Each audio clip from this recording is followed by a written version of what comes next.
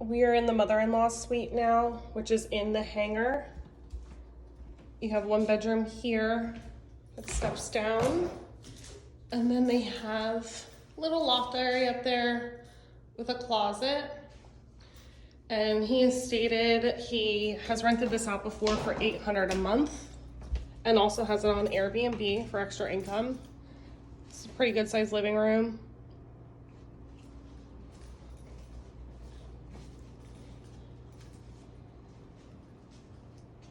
Into the kitchen.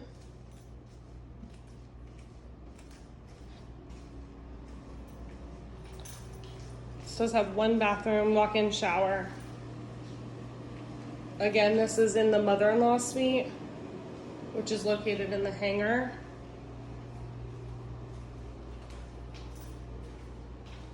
Full-size kitchen in here.